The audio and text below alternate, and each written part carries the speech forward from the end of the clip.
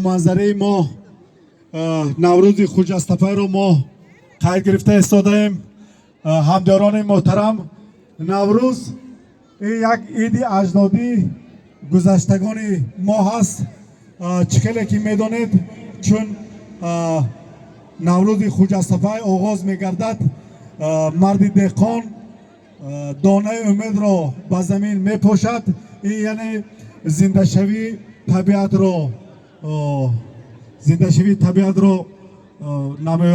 نمایان میکند و من از فرصت مناسب استفاده برده همداران عزیز، مهمانان گرامی، همه شما را به این نوروز خوجستپای تبریک و مبارکباد گفته به همه شما پیش از همه صحت و سلامتی، خانه آبادی و آرزوی آن را که داریم که دسترخوان مرد دهقان همه وقت پرناز و نعمت باشد. همداران محترم، چخیلی که همه شما دیده ایستادید، امروز در این ورزشگاه پرحشمت ما دو نمود ما گوشتینگ ها تشکیل میکنیم، هم نمود گوشتینگ کرش و هم گوشتینگ تاجیکی. ما از ناحیه ظفرآباد، از منطقه سیم، از منطقه دویم، از شهر خوجند و از پرولتر، از ناحیه پرولتر مهمانان را دعوت کردگیم. بازم خدا خواهد امسال امید داریم که نوروز خوجسته‌ای ما چخیلی که میگویند پرفیض و پربرکت می شود. از متصدی میدان خواهش میکنیم که التماس همین ترتیب انتظام میدان را رعایت کنند.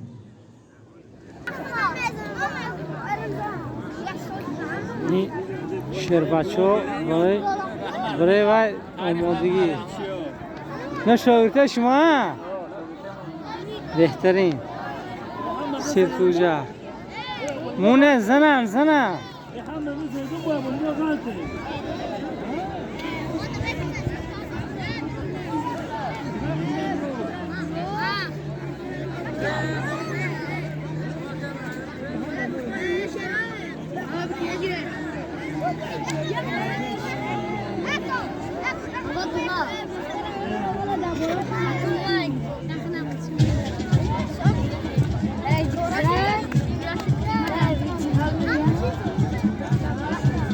عبدالله کو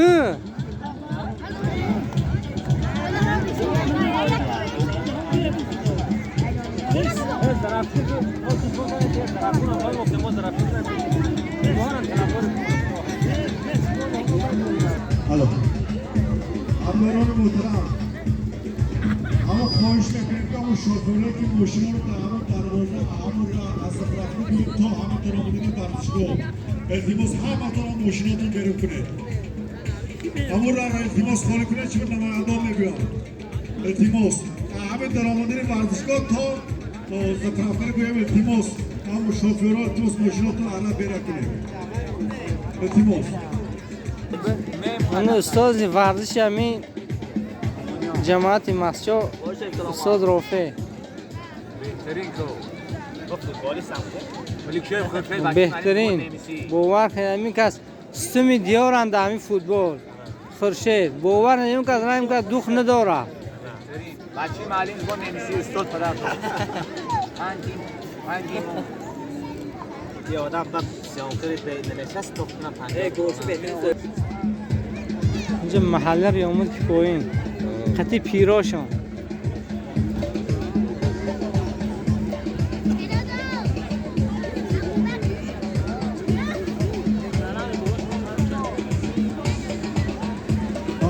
ماشین زفیر رقم دولتیش 0601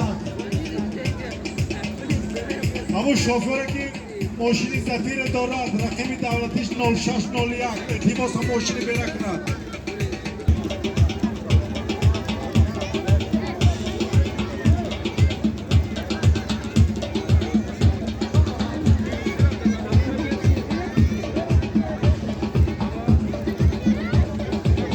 دیرکتور مکتب